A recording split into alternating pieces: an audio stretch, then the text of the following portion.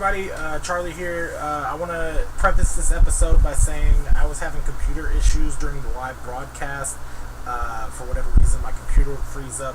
So there's like two different spots in the episode where the audio kind of drops out, and then we'll pick back up with like a small reintroduction into whatever topic we're talking about. And also, there's a small part of the episode where Oscar can't be heard because after one of the computer freezes I had, it actually ended up muting the Discord feed from Oscar. So unfortunately, that's a thing. But that's only like a 5-minute section, I believe, that happens in. So it sounds like I'm talking to myself for a little bit in that section. But otherwise, it's a good episode. So please enjoy. What's up, everybody? Welcome to Wrestlers of Baytown podcast, episode 6. This is This Week in Wrestling, September 18th, roughly through the 24th, even though we are broadcasting the podcast on the 28th, so there has been a Monday Night Raw and a Dynamite we might slip things in, although that would be for next week, but we might actually end up slipping some stuff in tonight. My name's Charlie Boy. I'm here with El Fuego, aka Oscar. What's up? Howdy, man. How y'all doing? And Cliff is in podcast jail because we're putting him there now. That's what's happening. Yeah. Cliff, you're. I kind of feel like I feel like at this point people might think that he's our imaginary friend. I know, right? No, I'm kidding, of course, but. Yeah, no, he actually said he was going to be here tonight, but then, yeah, we're having a little storm in the area, so there might be some interruptions in the broadcast, too, but we hope not. But, yeah, apparently he doesn't have power where he's at currently, so he might end up joining us tonight. That'd be great, but we'll see. Hopefully, yes. But, yeah, other than that, pretty long topic list tonight. I'm going to try to... do them as fast as possible. Well, I mean, of course, give our opinions and whatnot, but try to move as swiftly as we have been the last couple weeks. Let's see. On for my table of contents for this episode, I've got the Kevin Owens, Sami Zayn, Cody Rhodes segment. I got Drew McIntyre versus Jey Uso, MJF versus Samoa Joe, Claudio Castagnoli versus Eddie Kingston, Jericho versus Sammy Guevara, Moxley versus Rey Fenix, John Cena and AJ Styles segment, Bryan Danielson versus Ricky Starks, Luchasaurus versus Christian Cage versus Darby Allin, and then the wave of recent WWE releases. Those are the things I have as far as topics go, with a couple of quick fire topics that I want to mention afterwards, which would be like Athena's ROH segment with Billy Starks and Lexi Nair, Toni Storm versus Saraya, Tom Latimer and EC3's what's going on with them, Violent J and Vampiro, and Young Bucks and Hangman, aka the Hung Bucks, with what happened with them versus the Mogul Embassy, or Brian Cage, Bishop Khan, and Total Leona. Do you got anything, Oscar, that you want to add to the topic? Basically what you had listed as far as topics from last week, yes. Anything that happened this week, not so much. I was busy, but I do have some.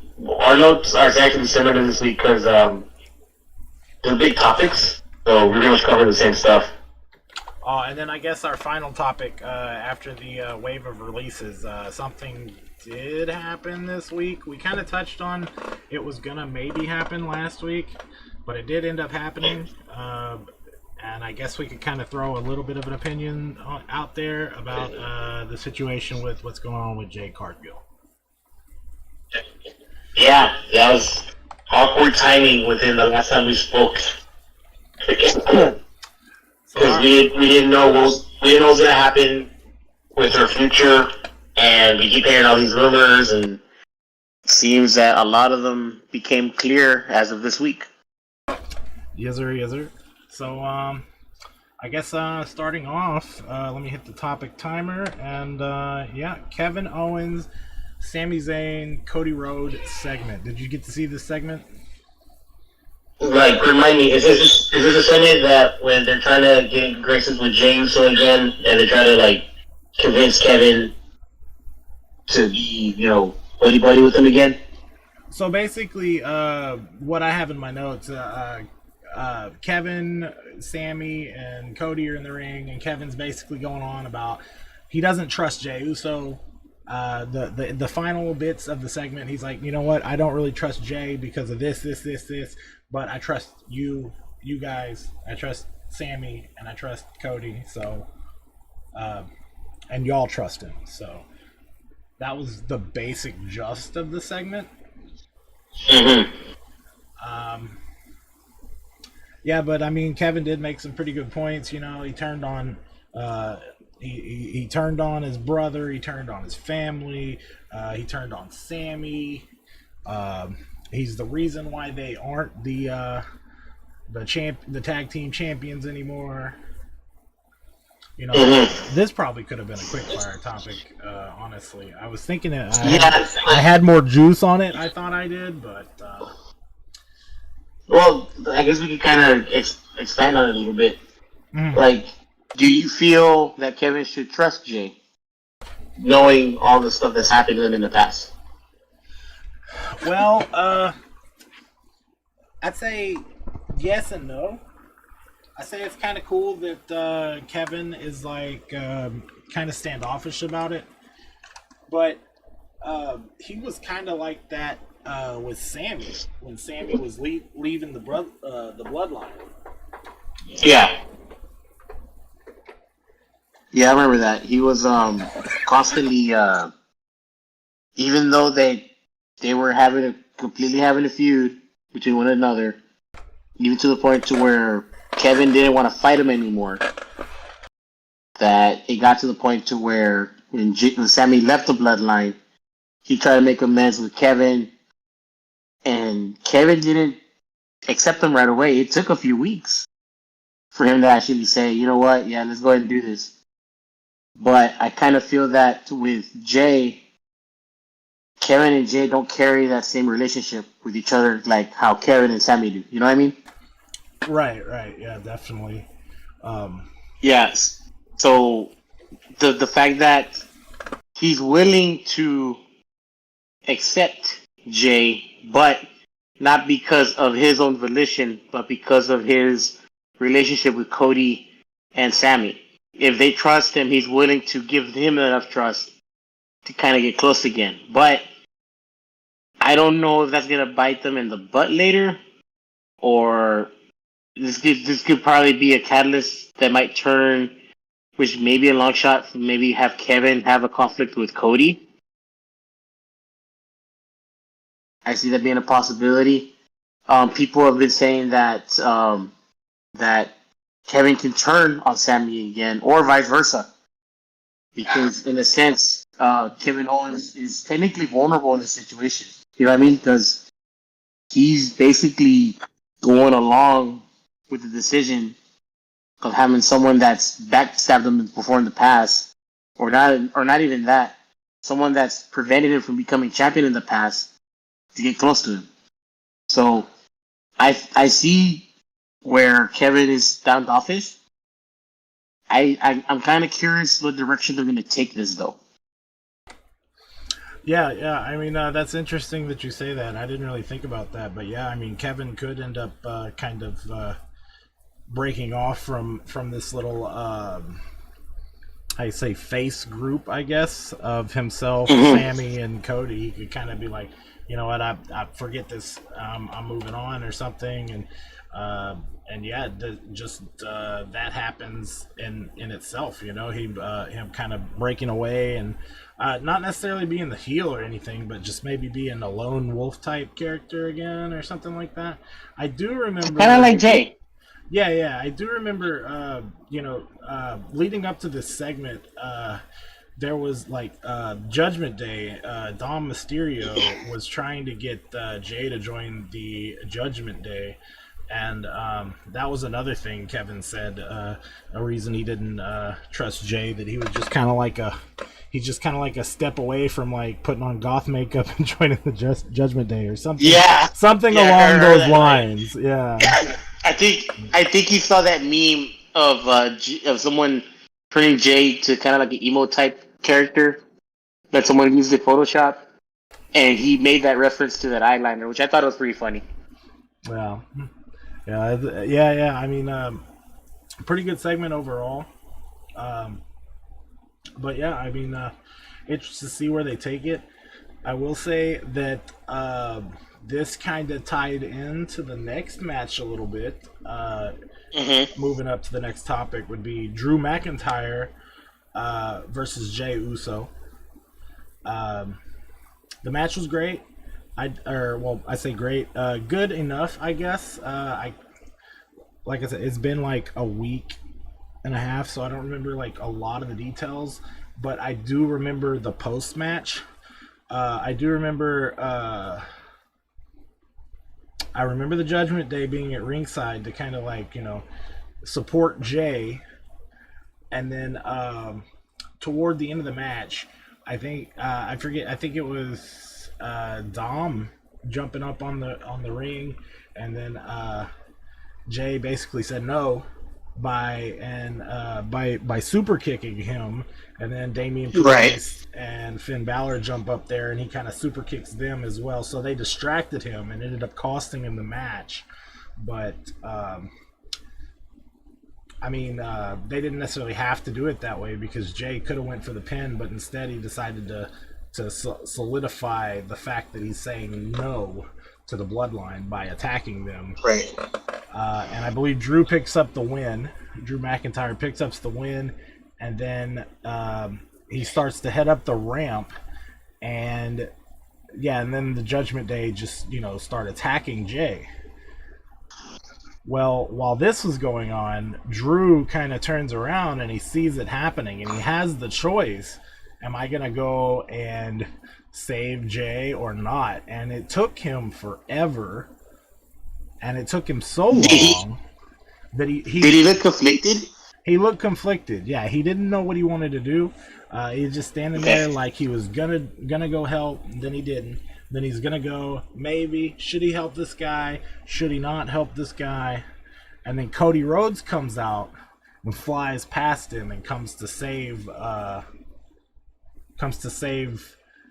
Jay from the Judgment Day. Right. Yeah. Mm-hmm. But Drew ended up saying no and continuing to the back.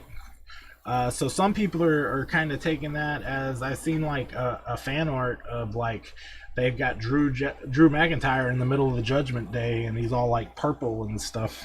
So I don't know. So interesting.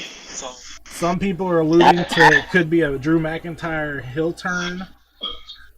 I'm thinking it more had to do with the fact that Jay was in the Bloodline, and like Kevin is saying that he doesn't trust him. Maybe Drew doesn't trust him either, being a face. I mean, Drew did have a quite a bit of a storyline going with Roman Reigns going into Clash of the Castle. Yeah, ever since when Drew McIntyre returned to WWE in general, he's always been a face. He hasn't been a heel for a while, so him being a heel would definitely bring chatter back to him. Because I noticed ever since he returned from his last, I guess, his contract negotiations, he's looked more, I guess you could say, menacing and more intimidating. Okay. He really hasn't been more of like, I'm not saying he's been happy-go-lucky since he came back, but he's been mostly like more babyface at the time. Now he's more anti-hero kind of sense, or he has more of like more of an attitude, but not to be a bad guy, but to kind of like, he doesn't care if what you're doing to him, he's gonna beat you and make it what's right, like kind of justice kind of feeling, But I don't know. I feel I'm with you on this one. There might be a heel turn coming. Now, I did not think at the time, and since you mentioned it, it'd be pretty cool if he did join the Judgment Day. I mean, they're kind of overdue for a member or something fresh, I guess. With them having teased Jay joining, but Jay didn't join. And now that, I mean, they're not necessarily teasing. That's more of fan speculation, I suppose. But I mean, interesting nonetheless to see what happens. Who would you want to see inside the Judgment Day? Oh man, Ledge. Just No, kidding, of course. Oh, speaking of, something happened on Dynamite that people are speculating that might be Edge, but that's Ledge. Yeah, Ledge. There might be Ledge. That was what did you this call week. the Corner. Yeah. what would you call the corner? Yeah. Yeah. Corner. But That's still my favorite joke. For me, honestly, like I would see someone like along the lines of, I don't know, like maybe someone that wants to do more. Like I think it'd be interesting if, let's say, the long shot, super long shot, if Rey Mysterio joined. oh man. Yeah, If you know what I mean? that'd be crazy, but I mean, that I guess, man, I don't know. I don't like the dynamic with Ray and Dom. I mean, I guess that would get them on the same side again. Yeah, right. Yeah, for whatever reason, my PC froze. Not sure what happened there. It does it every once in a while. But hopefully it should be good. But yeah, I mean, we were talking about McIntyre versus Jay, but we were pretty much done with the conversation there. I restarted the topic timer. I think we were like at 12 minutes or so, which is just about right for 2 topics. So to move on.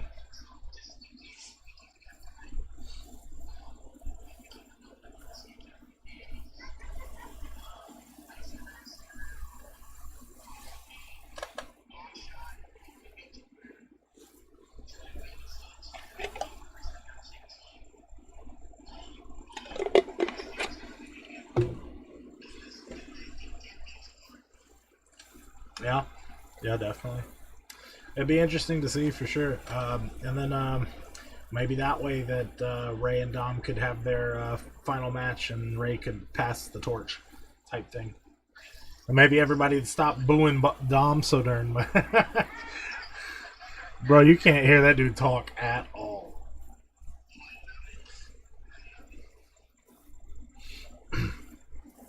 But anything else to add for that topic?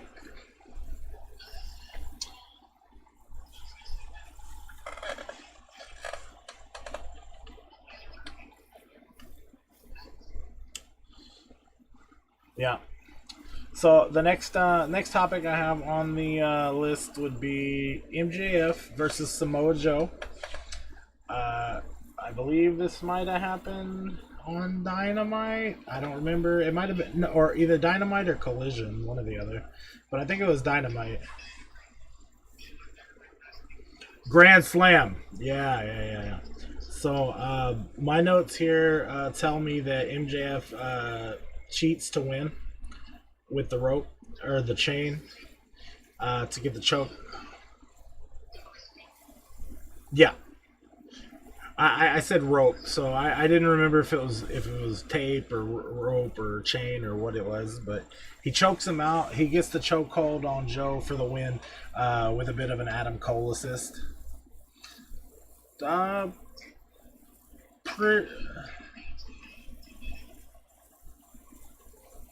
Man, no, that's I just put it as far as this goes. I said he just had an assist, but right, yeah. Something did happen. Was it in this match or was it like? Okay. Okay. Yeah. Would you like to go ahead and expand on this?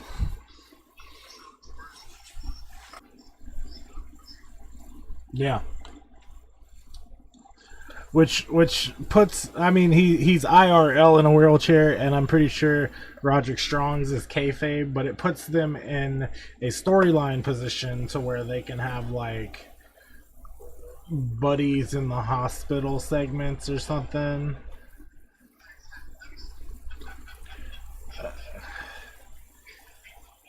I'm I mean I'm glad you're enjoying it because I can't stand the Roderick Strong whatever angle he's pulling right now.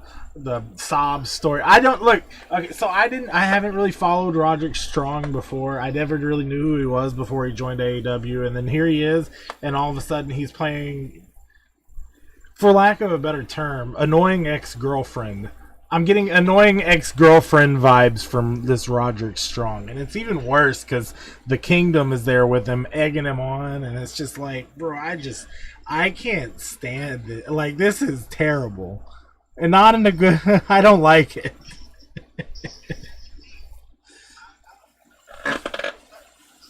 We probably did. I hate it.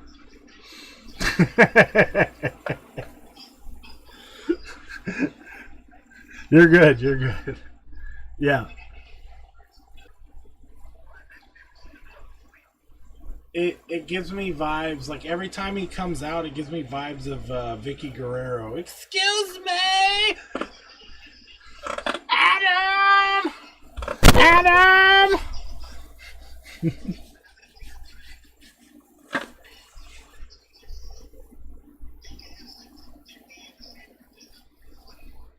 No. Yeah, it could be. I mean, a way to keep Adam Cole on TV, I guess, and kind of relevant and stuff. Yeah, just have him in like a hospital room and like Forrest Gump and Bubba Gump style, or Forrest Gump and Lieutenant Dan style, or something. Uh, Adam, you want some ice cream? Leave me alone. Something. I don't know.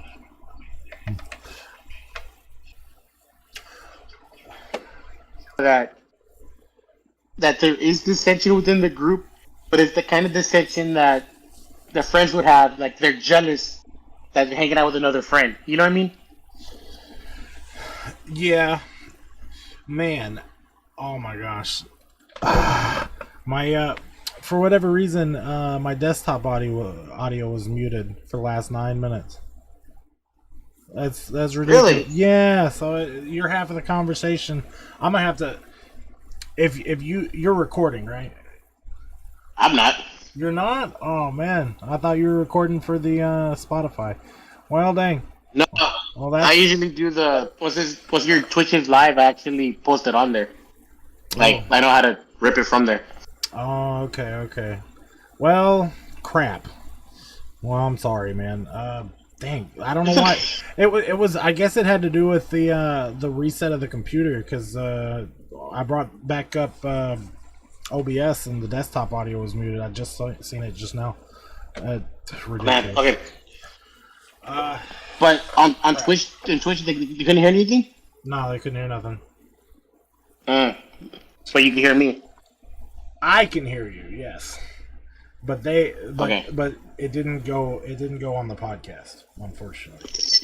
Man, today's Okay. episode is jank AF. So sorry. Okay. Basically, we're talking about.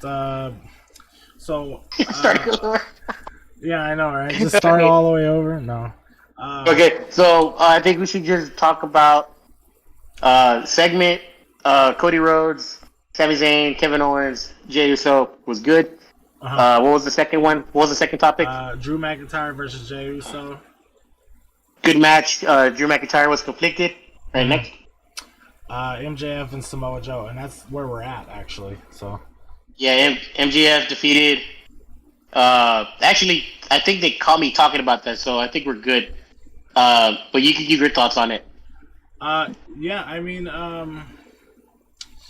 yeah. So Joe, I mean, Joe got choked out, and yeah, MJF, I mean, he's doing his thing, doing some heel work. Adam got hurt, unfortunate, but it might lead to segments of Adam and Roderick Strong being in a hospital together, and that's probably that could probably be how MJF ends up, him and Adam end up splitting as a team, because of the jealousy of Roderick Strong.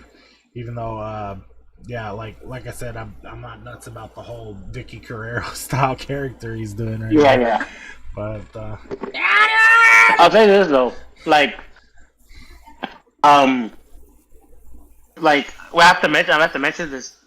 Mhm. They say that Adam Cole's foot's broken. Okay, what if it's a work? hold on, ooh, hold on. Okay, I did the sound effect. I didn't hear it. Yeah, you're not gonna be able to hear it, unfortunately. It just goes through the broadcast, but Well, at least tell me what it was. it's a construction sound effect for a work. Okay. I got a work and I got a shoot. So if we think something's a shoot, I got some bullets. I got an air horn for whenever cool stuff happens.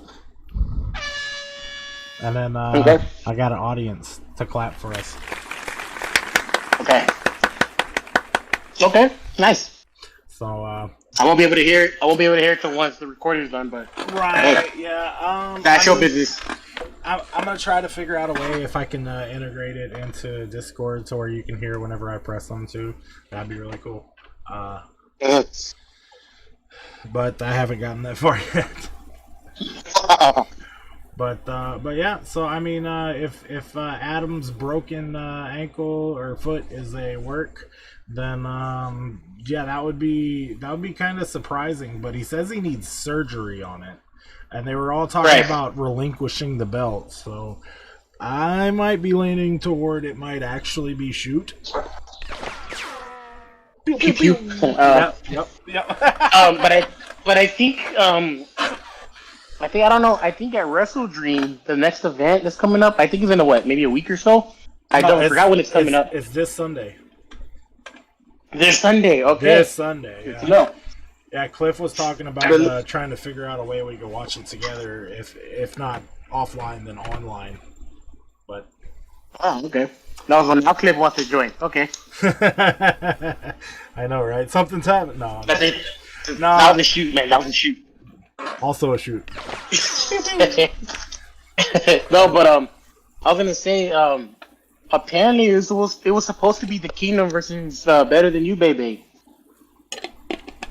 Yeah. And I think MJF was gonna defend the titles by himself. Yeah. He that was actually this Wednesday. He announced the handicap match. So it's actually kind of cool that this ended up working out at how it did as far as our scheduling goes, because now we won't necessarily have to talk about Raw or this week's Raw, that is, or Dynamite, because we could probably just end up talking about the pay-per-view on the next podcast, and then maybe whatever happens leading up to it on Dynamite or Rampage and Collision. Right. But I guess any final thoughts? I think we kind of wrapped that topic up a bit. Yeah. Yeah. I really want to see what they're gonna do with the titles. Of course, Adam Cole is hurt, and I'm thinking MJF is gonna give a valiant effort, but I don't think he's gonna win, honestly. Mm-hmm. And hopefully, I don't think we're gonna see Adam Cole for a while. So I think MJF is gonna be kind of like riding solo for a bit, and kind of hope until he's gonna hold his own until Adam Cole comes back. If it's a work, then we'll see him on TV in a hospital bed every week. But if it's a shoot, then, or maybe not every week, but every couple weeks or whatever. But if it's a shoot, then we won't see it. I don't think. I don't know. For all we know, he could get involved this Sunday. This is true. This is true. Come out there with a broken foot and still hit Panama Sunrise or something like that. And he's still lowering the boom. Yeah. Yeah. He'll probably give his wife's signature move. the hook. I mean the claw. Yeah. A mandible claw, or what's she called? Yeah. I don't know what she calls it. I forget. I forgot that move. I forgot the name. Yeah. But right on. But moving on. Next up on the topic list, Claudio Castagnoli versus Eddie Kingston for the ROH Championship. This probably could be a topic too, honestly. But and the NJPW strong title. I don't think that one was on the line. I think it was just the ROH Championship on the line. Both titles were on the line. Were they? Yep. Yeah. Okay. Yeah, you're right. They were both on the line. But that's why it's a big deal. Yeah, it was a pretty big deal. They did a package for this for like an hour and a half of like history between Claudio and Eddie, and like I didn't get to watch it all, but I mean, pretty interesting stuff. And the storyline is like, you know, they were good friends, they lived together, blah blah blah blah blah. Claudio doesn't respect Eddie no more. All this happened because of no handshake. Claudio wouldn't shake his hand anymore. Long story short, Eddie wins the match, new ROH champion, and Claudio extends for a handshake. Overdue. Yeah.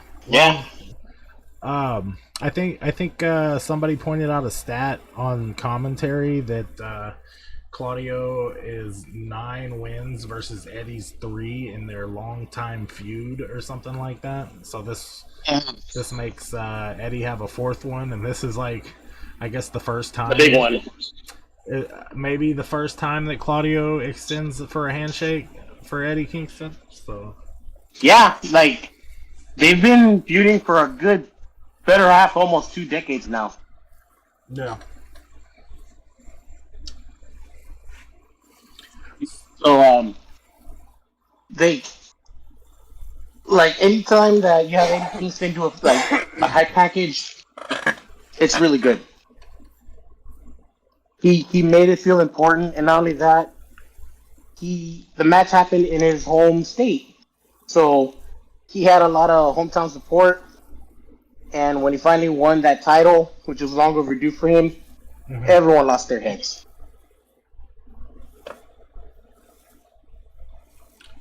Yeah, I mean, yeah. I mean, well overdue or long overdue, well deserved. It was awesome, you know.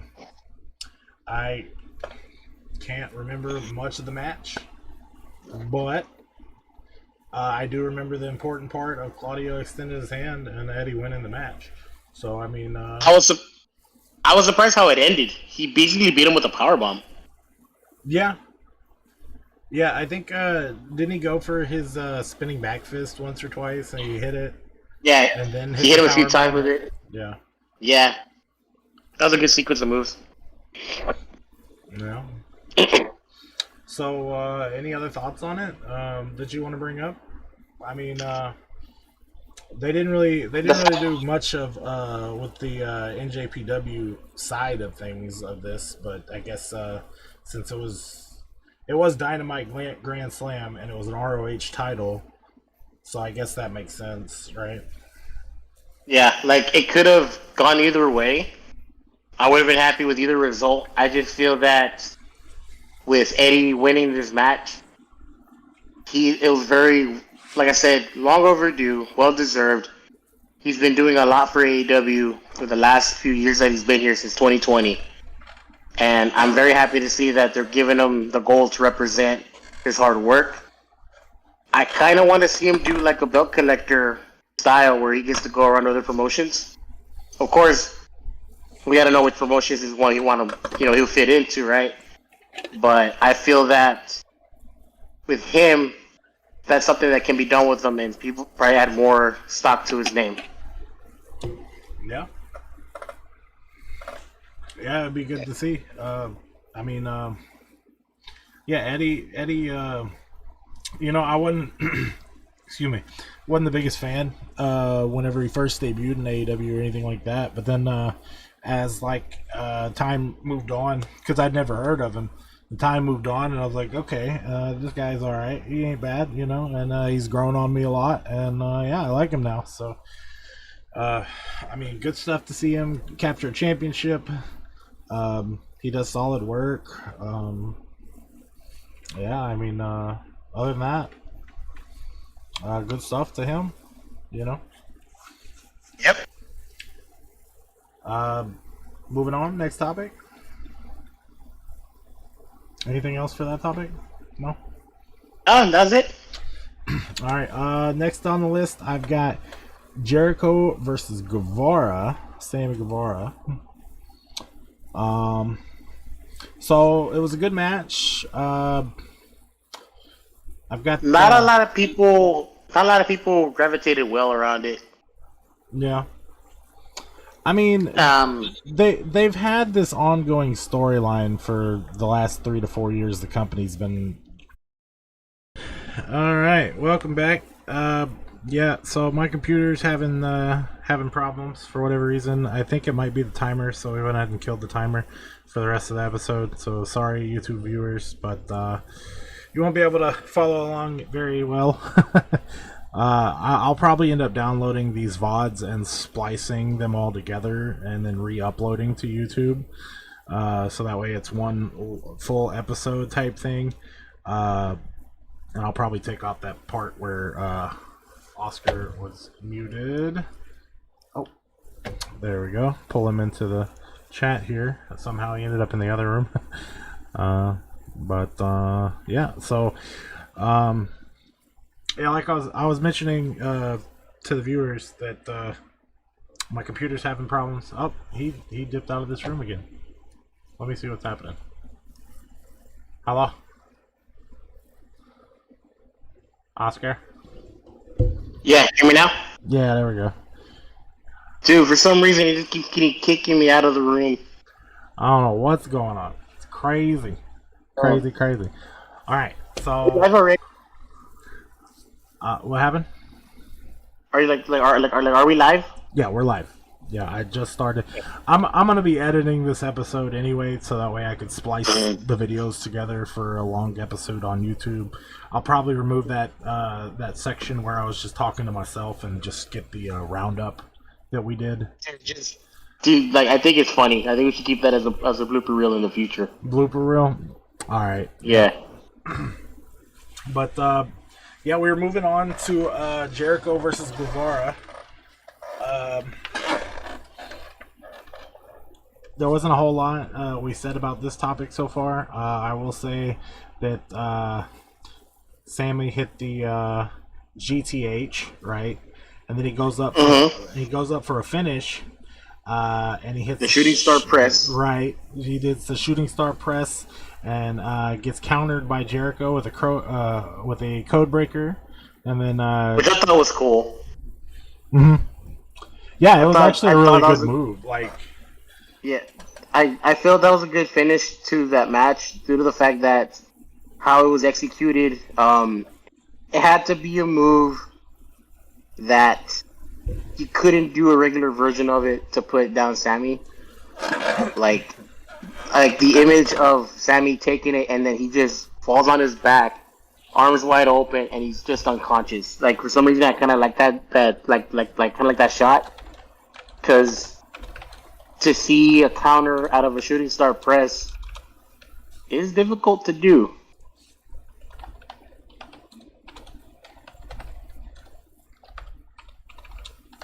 Charlie? Yeah. Oh, sorry. I just thought of something. You're like, no, I just thought of something that I needed to. Yeah, I thought of something that I wanted to add to the quick fire topic list. But okay. Anyway, no, I mean, it was a good finish. The counter was smooth.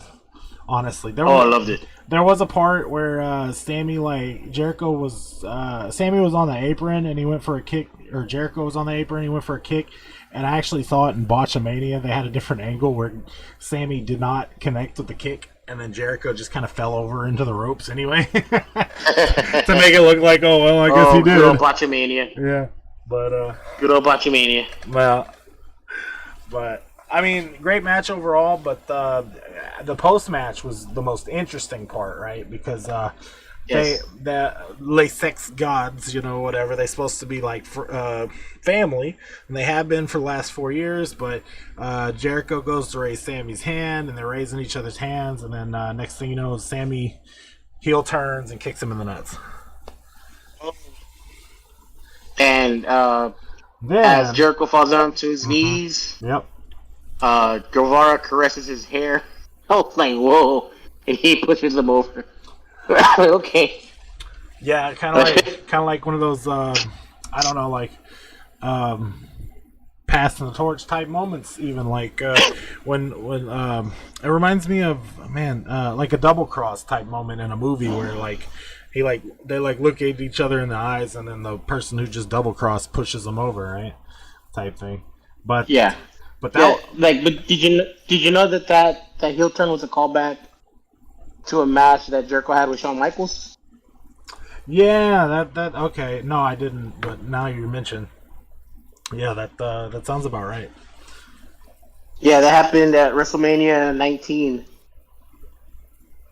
and that was when Jericho and Shawn Michaels had their first ever encounter, and they pretty much stole the show that night. And they had the match. Shawn beat Jericho, and also that's how it ended as well. The only difference was that Jericho was already a heel. So people thought he was going to become like at least maybe a little bit of face, because of the way he respected Shawn. Mm-hmm. But then no, he doubled down on the heel, and he also kicked him in the balls. Yeah, that makes sense. That makes more sense now. Mm-hmm. But that wasn't the end of the segment either, because after the heel turn happened, down the ramp, here comes old slimy Army man himself, Don Callis. I knew it. I knew he was going to turn. I call him Army Man because of his old WWF gimmick. I forget what it's called exactly, but he was called the Jackal. Yeah, the Jackal. Yeah. I posted it in our Wrestlers of Baytown a while back, but yeah. Mm-hmm. Or no, actually, I think I just posted it to Cliff. That was before we even had the podcast private chat. But pre-podcast? Yeah, pre-podcast. Me and Cliff were sharing wrestling memes, and I saw some old stuff on Don Callis and stuff like where his origins and whatnot, and yeah, the Jackal. That's great that Oscar knew it because yeah, dude. Because I forgot. I've watched wrestling for a while, man. Yeah. Oh, Don Callis, Jackal. Speaking of wrestling memes, I do appreciate you sharing those wrestling memes with me. Yeah, man. I mean, I'll see all this stuff, and this would be the kind of stuff I used to just share with Cliff when me and like Cliff would be talking on Facebook and just like shoot him memes all the time. But now I'm putting it in the group instead, so everybody can see it. So he's got some pretty funny stuff in there, for sure. But yes, indeed. So so now Guevara is now part of the Don Callis family. Yeah. Yeah, he's now part of the Don Callis family. Even on this Dynamite that happened last night, he comes out in a Scarface type gimmick. He's got like Hawaiian shirts, and gone are the Dragon Ball Z happy-go-lucky Titantrons, and now it's half white, half black with red letters. Sammy Guevara. I kind of hate it, but okay, that's cool. I like the gimmick, like the gimmick. It's gonna. I don't know. I'm indifferent. It's gonna be interesting to see where the gimmick goes and all that stuff. Whenever Sammy starts going like, "You want a piece of me?" or something like that, or like, that'll be good. Yeah. Starts acting more like Scarface. Yeah, so my thing is now, what do you think is the end game for Don Callis? Like, how big do you think his group is going to be? Like, what is he looking for? Like what else does he want? Oh man, I don't know. probably about, I'd imagine, like a stable of 4 to 5 people, other than himself. He's probably gonna get a tag team in there somehow. Don't know who, don't know how, but yeah, he'll have some sort of tag team in there, and then yeah, I mean, I guess another faction to go against the Elite or the BCC or whoever.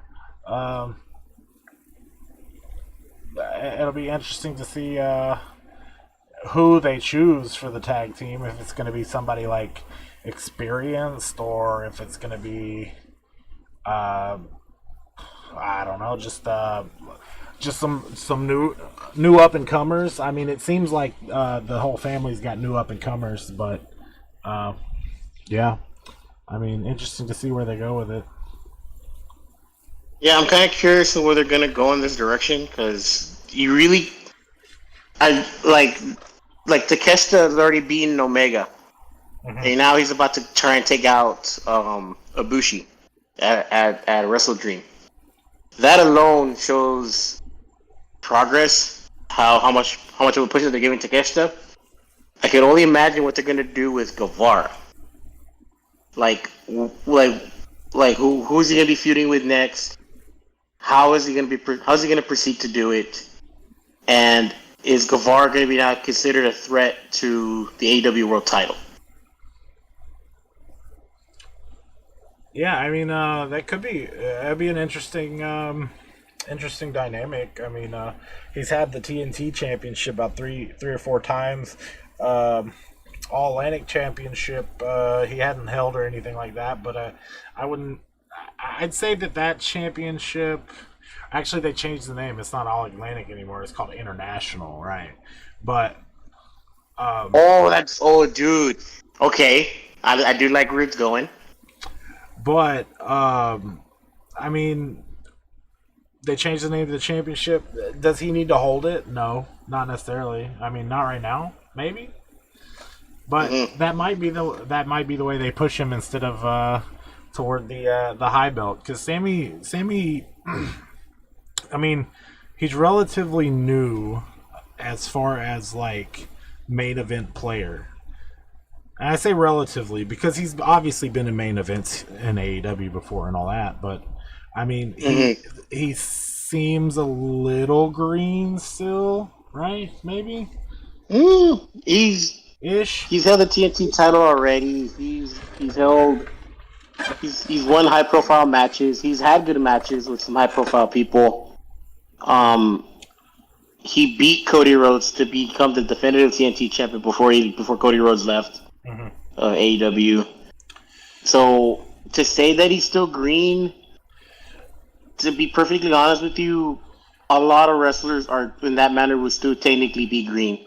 MJF would be still technically green. Believe it or not, Roman Reigns would still be technically green. Well, I don't know about so it's Roman. like Roman's been around for 10 years. Like Sammy, like as far as like in a main promotion, he's been around, but he only wrestled for those 3 years. He's wrestled around other promotions for that while too, but not main promotions. Like his first main promotion, like big. He's actually a star, not like a secondary player or anything like that. MJF would be just about as green as Sammy, yes. But man, I don't know. I don't really know how to explain how. Let me give you an idea. How I'm feeling exactly. He's not green. Guevara's been high promo matches. Right. Yeah, he's not. He hasn't had that push that he's been wanting. Right, he's got a lot in the tank. He's got a lot in the tank. So, I mean, I could see them pushing him toward the international championship first, I guess, instead of the main championship, is what I was trying to get at, I suppose. Not necessarily that he's green or green or anything like that, but I feel like he's got a little bit more build to go before I want to see him go for the main title, I guess. Right? Maybe. Yeah, okay. I feel that. But speaking of the international championship, moving on to the next topic, Moxley versus Rey Fenix.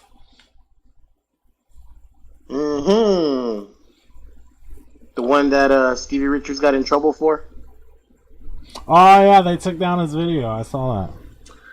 Yeah. Somebody re-uploaded it too. I didn't get to watch the video too much, the Stevie Richards video, but do you know what it's called? The no. the new title is That Stevie Richards Video. Okay. I was gonna say it should be in my YouTube watch history if I go back far enough. It said That Stevie Richards Video. Yeah. Which is pretty funny. Yeah. I mean. So. Yeah. Apparently there was some scary moments that happened. Mm-hmm. Like very early on, I believe. Granted, I did not watch this match. But I did see that very early on, Rey Fenix, I think he performed. Did he perform like a move, like a suplex type of move outside of the ring, or did he jump on him? Do you remember? I don't recall. I remember the results, but I don't remember what exactly caused the result. I think it was I think Moxley did like a diving headbutt and he did it wrong or something happened to where basically Moxley ended up concussed early on in the match. I don't remember what the exact botch was though. Yeah. What did he do? I think he. I'm trying to think what he did. I want to say that he did like some sort of like suplex type of move on the outside. Let's see here. I'm trying to get a quick little thing here. That way I can see what's going on. Yeah.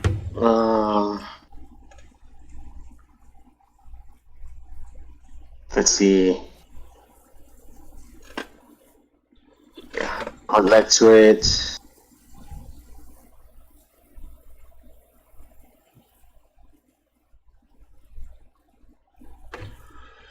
But basically what happened was Moxley ended up concussed early on in the match, and so they ended up calling for the finish. So Rey Fenix does like sit down over the shoulder. What do you call it? Kind of like a Rikishi drop. Rikishi driver type to finish the match. And the ref doesn't count 3 because originally Moxley was scheduled to retain his belt. However, since Moxley was concussed, they called like an audible, and Ray's going to end up taking the belt. Ref doesn't count 3, so he says, do it again, count 3. So does another Rikishi driver, and then Phoenix gets the 1, 2, 3, and he's your new international champion. Moxley got injured during this, like I said, with the concussion. I think Oscar's looking up the concussion right now. I think maybe he's. I think you there? I'm back. Okay. Did you figure out what was going on? How he got concussed? I want to say that it was an outside move. I'm gonna have to re-update later. I think it was like I think he jumped at Moxley very early on, and the way that he caught him kind of like gave him like a concussion. Yeah, some sort of something. Yeah, and then towards the end of the match, he hit him with another move, which I believe it was like some type of driver. Yeah, I called like it kind of like the power drivers. I called it the Rikishi driver because it's basically Rikishi's actually finishing move. And right? but he did it too low. His head was like really like hanging lower than it should be. Uh-huh. And which he got lucky, like he didn't hurt his neck. The thing was I noticed because I saw a little bit of the highlight after that happened. That he called an audible. Uh huh. And basically said that Rey Fenix was going to take the belt. Yep. basically said that basically told the referee to go home. That way, John Moxley can be properly attended. Yeah. So, unfortunate events for John Moxley. He just got the title. Mm-hmm. He literally just got it. He only defended it like once. And I know they had plans for him. I didn't know he was supposed to be wrestling at Wrestle Dream, but I don't think an opponent was ever announced at the time. Yeah, and they probably have to do could be wrong. Concussion protocol now too, so he probably won't even be at the show. Or if he is, yeah, he won't be wrestling. It might be just like a cameo appearance of some sort. Yeah.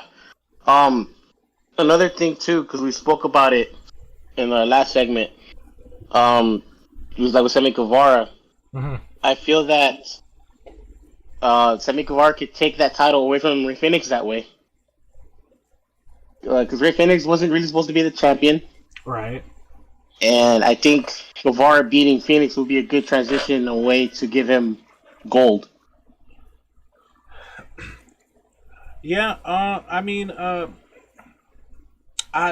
don't know who Phoenix is scheduled to wrestle at Wrestle Dream. I think he's scheduled to defend. He defended on last night against Jeff Jarrett, which I almost Really? Yes. Which I almost thought that Jarrett was going to take the belt from him, but he didn't. Old Double J ends up losing. There was a couple of moves that you could tell that because of Phoenix's fast style, and Jarrett's age, like some of them very well. It didn't flow as well as it would have with younger people. Like for instance, like an arm drag, Jeff had to flip. And Phoenix goes around to flip him for an arm drag, and Jeff flips slower than Phoenix throws. So it's like, and there was. Come on, he's like in his 60s. Yeah, true. And there was another point where Phoenix not only arm drag, it was another flip involved with a pin, and it was like Phoenix threw. Like for the flip pin, and Jarrett made the flip, but it was so slow, and he landed on his shoulders, soft, which I mean it's understandable, yeah. But it just looked kind of funny, but I mean I give him credit for trying. Yeah. No, it was cool. It was cool to see. Yeah, no, I honestly kind of thought I was like, well. That would be cool to have Jeff Jarrett hold a title again. It's been forever since I've seen him hold a title. Then again, like I said, I haven't watched all the Impact stuff. I'm sure he held titles in Impact and whatnot, but would have been cool to see him. He would be the oldest champion. Yeah. It would have been Unless cool to see him. decides to get a belt. Right. What's up? It would have been cool to see him hold a championship, but... no, Ray ended up retaining, which I also agree with because I kind of want to see Ray Phoenix do kind of well, it'd be bad if they just chose him as a transitional champion. Oh, well, Moxley wasn't supposed to have it. You're not, or Moxley's supposed to have it. He can't have it. You're not supposed to have it. Let's put it on somebody else. You know what I mean? Right, yeah, I get you. But you do understand where I'm coming from, though. Like, to me... Yeah, no, I get it. It would be a good way to get the belt on Sammy. This is true. But also, I mean, it is the international. It was the All-Atlantic. Now it's the international. So it kind of makes sense that somebody that's not from the States holds it. You know what I mean? Like, Pac held it at first, and then it was Orange Cassidy forever.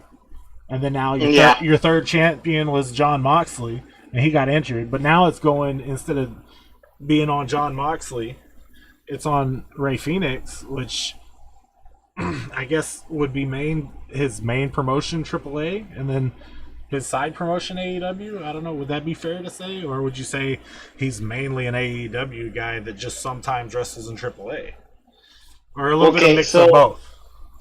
So the way that it works over there in Mexico, AAA doesn't really do weeklies. Yeah, they'll do like bi-weeklies. Mm-hmm. So most of the time, Ray Phoenix is here in the United States. In this case, he's here. He hasn't gone to Mexico in a while, or he hasn't left the country for that matter. Because, fun fact, he is becoming a. Huh? Oh, he's I don't know why. I think Oscar ended up cutting out, but I think I know where he was going with that. I think he's trying to get his citizenship in the U.S. If that's Hello? Yeah. Yes, sir. Yes. So he is trying to become a U.S. citizen. So as a requirement, you cannot leave the country while you're trying to become a citizen. That's why he wasn't at All In London. That's why they had him like kind of written out of that match because he was supposed to be part of Stadium Stampede. Mm-hmm. But you know, they had to take him out of it. Right. So that's why, and mostly to go back to your question. Currently, right now, he's all AEW. Yeah. And unless AAA does like a tour here in the United States, then he'll do some of their shows here because sometimes they come by to Houston or to California, mostly like the Southern states.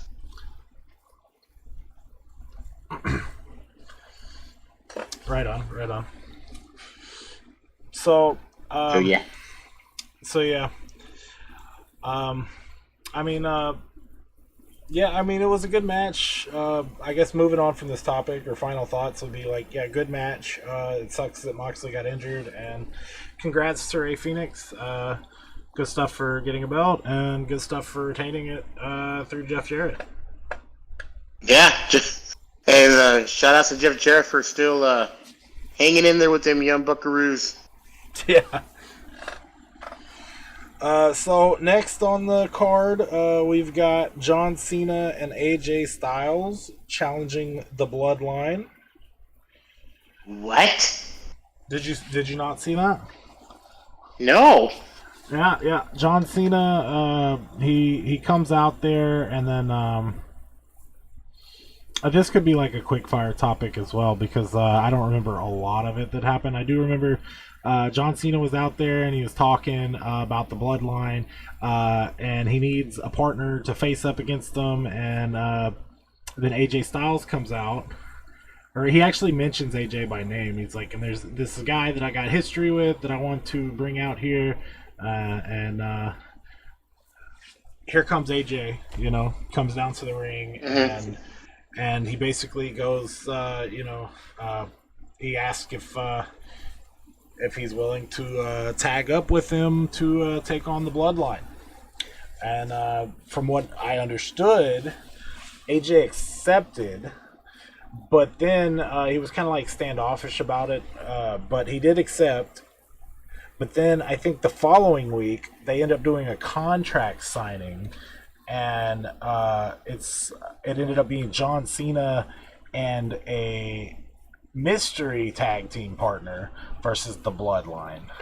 Now I could possibly be getting this flip flop from week to week. It could have been John Cena first, or the mystery partner first, and then the mystery partner becoming AJ Styles, or if I remember correctly, it was John asking AJ saying yes, but then maybe I missed some sort of something that happened to where John Cena ended up just being by himself to sign the contract. Okay, you know what?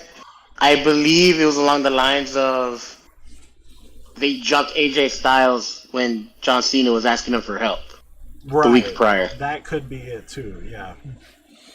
So when I say, so I knew he was attacked. Mm-hmm. I'm confused on one thing though. Okay. Is Jimmy back in the Bloodline?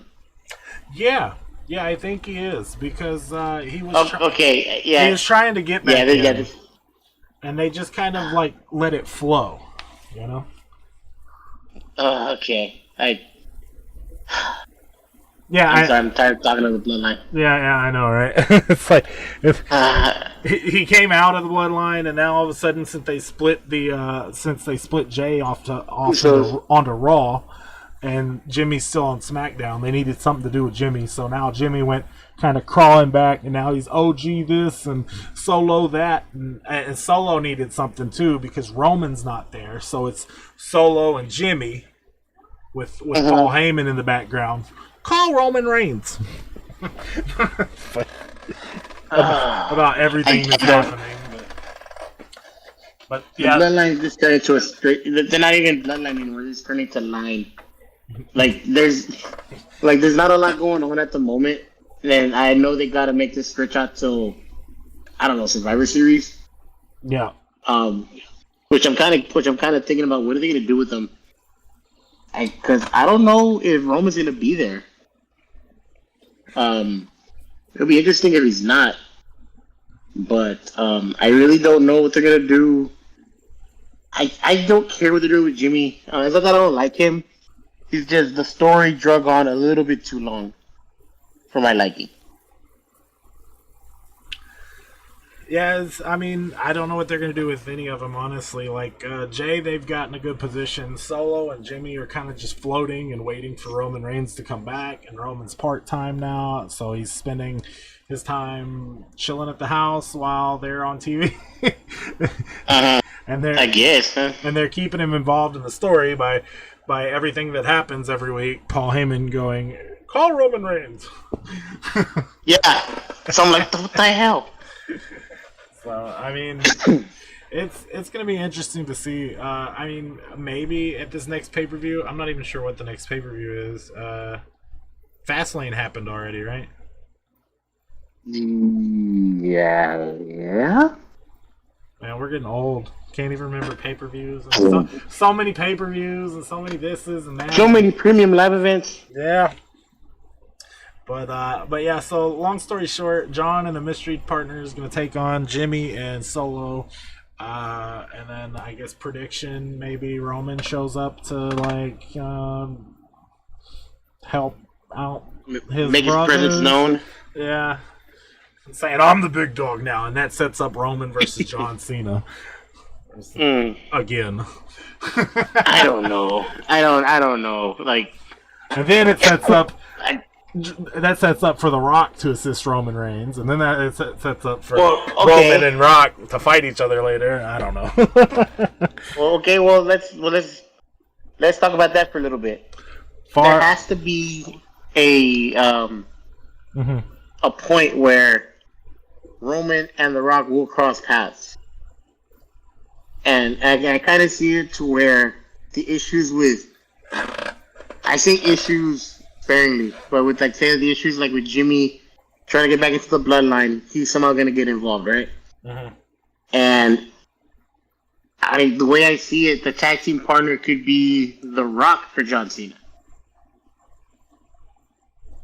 because he's back. You know what I mean? Yeah, that could happen.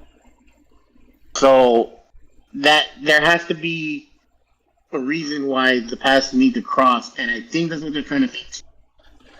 But I think this might lead to just to kind of like, they're gonna be in the same ring at the same time. They're not gonna fight, but their paths are definitely gonna cross. And then that's when the buzz is gonna start building up to where Rock versus Roman, and Cody Rhodes has to sit out WrestleMania. Never gonna finish this damn story. Yeah, unless, well, yeah, his story's gonna be put on hold again. Imagine if Rock, so Rock is Cena's mystery partner. Rock and Cena take on Jimmy and Solo. They win. Roman comes back. Roman challenges Rock for WrestleMania, whatever. Rock ends up winning at WrestleMania, which probably won't happen, obviously, because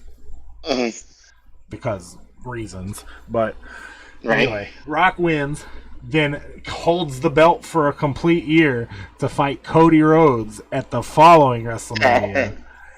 And then Cody wins the title against The Rock. How crazy would that be? That'd be fucking insane. But yeah, there ain't no way The Rock's holding a belt for a year. Did you ever see the meme that you remember the pipe bomb moment that CM Punk had against John Cena, and they were talking bad about The Rock because The Rock was taking a WrestleMania spot away from CM Punk? Yep. Did you see the meme that they replaced CM Punk's head with Cody Rhodes' head? No, I don't think it. Well, I think maybe, but... The meme says it was Cody Rhodes talking about how he feels that The Rock takes his spot at WrestleMania. Yeah, and it's the same cadence and everything, dude. It's funny. Nice. I'm gonna have to look. But moving on from this topic, I guess. Final thoughts. Because we still have a ways to go. I don't think we're gonna make it that far, man. I'm gonna nix at least one, or I'm gonna move one to quick fire topics, so that way I can just say them and we'll be done with them. You know. Okay, so I'll say a quick thing about this upcoming thing with John Cena. Mm-hmm. I feel like they're setting up something for a Survivor Series, and I think it might be the first time the Rock and Roman Reigns are gonna cross paths in some way or fashion. Okay. That's what I think. As far as the topics go, I'm curious, how many topics do we have? So I had these as main topics, but I think I'm going to move them. These next two. We have Danielson versus Starks, the Texas Death Match.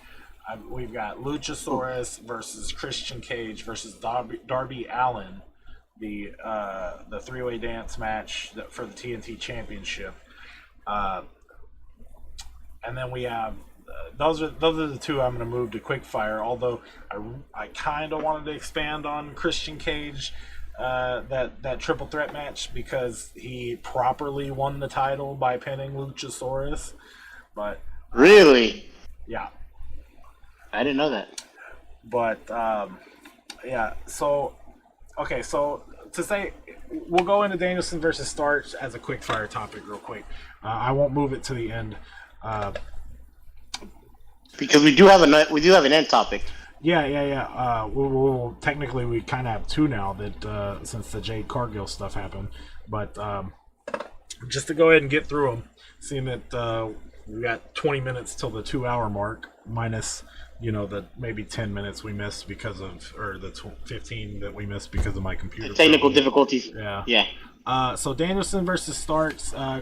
Quick thoughts on this. It was a good match. Danielson's still somewhat injured, but he says he enjoys working the gimmick matches, is what he said, because they don't require as much physicality as far as like technical moves and ring moves, which is kind of weird because you'd think that would be the opposite, right? Because like blood everywhere and like.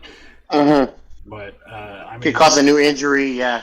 Yeah, but according to him, that he enjoyed the match. I saw an interview where he said that he enjoyed the gimmick match. So, but okay, so this is what I don't get, and I'm gonna make a quick note of this. Mm-hmm. He loves the gimmick matches where he tries to avoid technical stuff. He's about to go toe to toe with one of the best technical wrestlers of our generation this weekend. Zack Sabre Jr. Yeah. I wish. I'm gonna be perfectly clear. I want to see this match. I really, really do. But I do not want to see it at the expense of Daniel Bryan getting possibly injured again, because people know of the injury of the arm. People know that already. And knowing Zack Sabre Jr., even though he's gonna be careful, he's going to do submissions to that arm to kind of like play on that whole fact that, yes, he's injured, I'm going to try and break his arm. Mm-hmm. And if done wrong, he could actually break his arm. Yeah. That's my worry. I'm glad he only got a little bit hurt, but I feel that they should have waited for him to fight Zack Sabre Jr. later. I really do. Well, what do you think? Well, this is supposed to be Danielson's, I guess, maybe shoot last year of wrestling, maybe kayfabe, maybe kayfabe is probably a better word. Kayfabe last year of wrestling, or at least he announced it was because his daughter turned 7, and he said Daddy's going to be home a lot more for her and stuff like that. And the fact that he's injured and it's getting close to the end of the year, I mean, this could be one of his last matches versus Zack Sabre Jr. I mean, could be work, could be shoot. But I mean, the fact that he's been injured, and he said, "Oh well, I'll be good for the match." But here we are at the match, and I mean, it was just last week that he was kind of like, working a gimmick match because he was injured type stuff. But he still wants to work through this, obviously, because I don't think Tony Khan would put him through that if he didn't. So I don't know, man. I don't know. You don't know? I don't know. I think honestly, Tony's letting this happen because it makes Daniel Bryan happy. Because honestly, like you even said it, he's still injured. Yeah.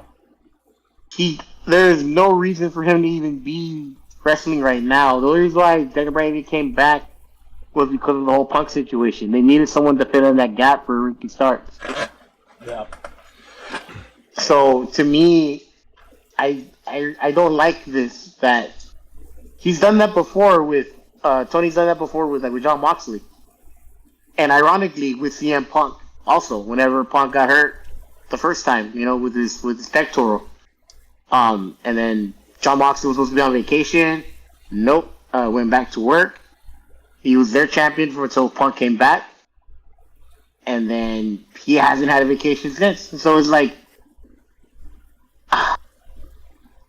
People step up when they need to step up.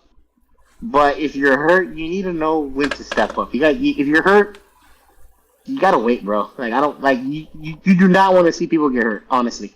And I think honestly with this match coming up, there could be either a re-aggravated injury or a new injury to literally add to whatever he has.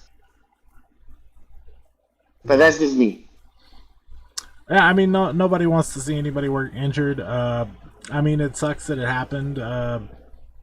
But if you can do it in a safe-ish manner, I mean, these matches that are going as long as they are, like full drawn-out matches, shouldn't be happening for him. No, I don't. Like a Texas death match while injured, or I mean, maybe he's not quite as injured as he let on to be, right? I mean, but other than that, like, yeah, I don't know.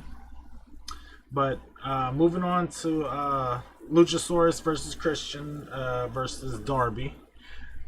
So basically, it was a three-way dance, and Christian and Luchasaurus were all like, teaming up against Darby, kind of like a handicap match. But at the end, Darby hits Luchasaurus with a coffin drop, and then Christian hits kill switch on Darby and pushes him out the ring, and then pins Luchasaurus for the belt. 1, 2, 3.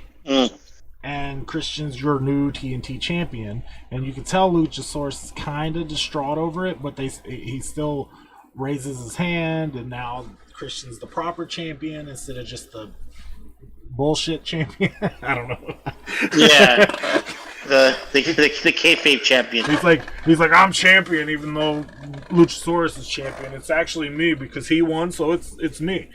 But no. So I mean,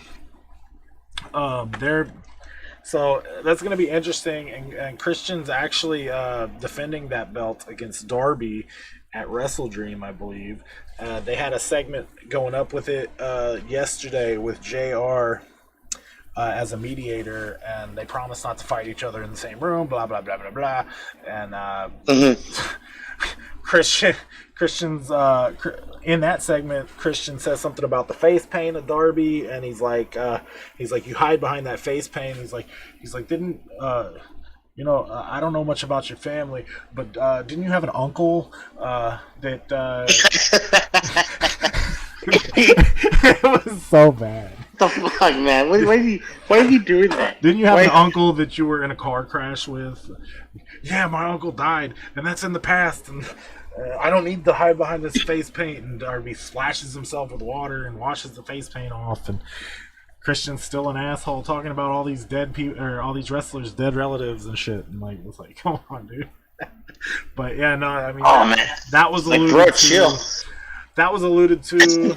I think Luchasaurus wasn't in the interview, so I mean, I don't know what's going on with that. It was like last week he was kind of butthurt a little bit that he lost the championship, but he still raised Christian's hand with him and, you know, acted like everything was okay. And then this week, no Luchasaurus, just Christian versus Darby, and that's it. So I don't get it, man. Christian is out of control. yeah, interesting to see what's going to unfold with that story.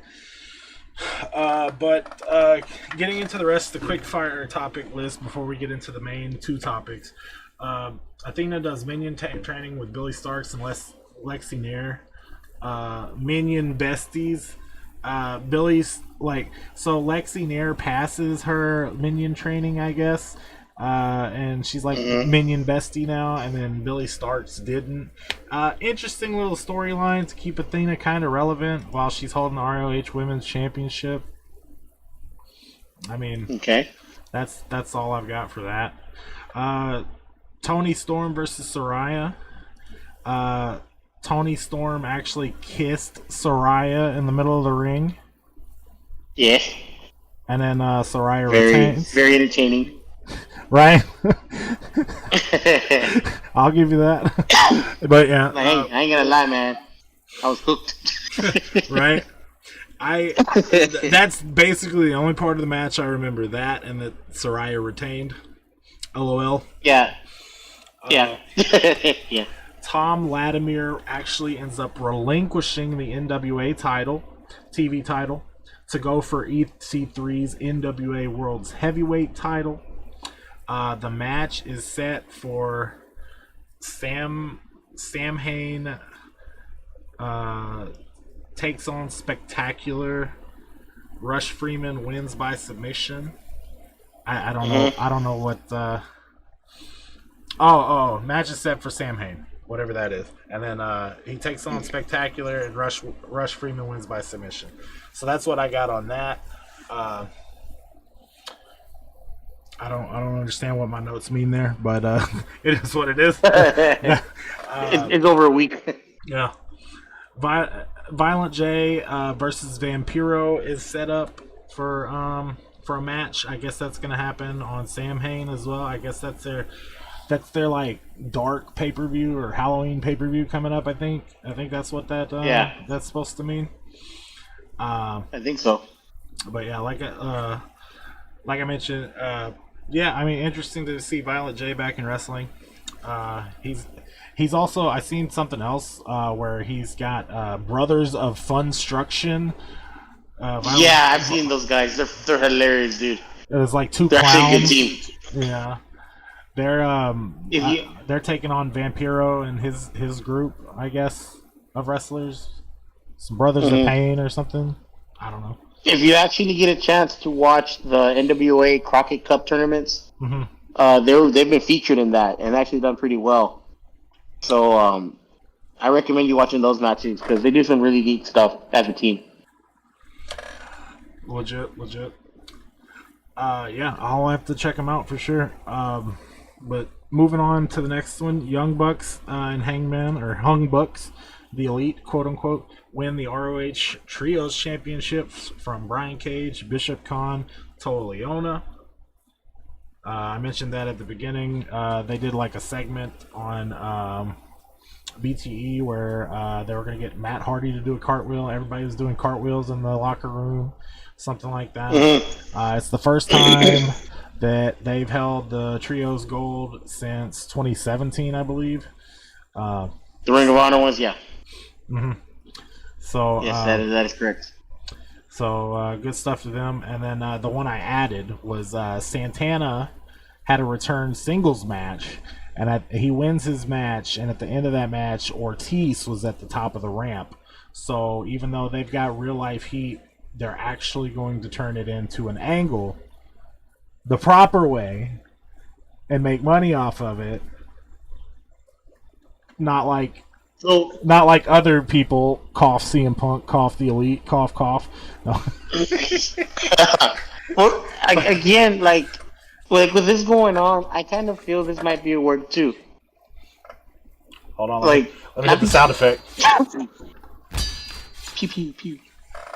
The thing is that not because of what happened back then before he got hurt and then he was gone for a while. In that time, I kind of feel that enough time had passed for them to kind of like talk things over, mull things over, and actually try to move on from it. Yeah, they said that they made up. Like I saw like reports that they made up, but then once All In happened or whatever, whenever he returned, was it All In or was it like after that? I don't remember. Maybe it was All Out. It was All In that he returned. He was there at All In. Well, the match that he had where he actually teamed with Ortiz, they had to talk him into it, from what I understood, because even though they did mend the fence, supposedly, they also got heated again once it actually happened. So right. That's why they're setting up this angle to where they're kind of like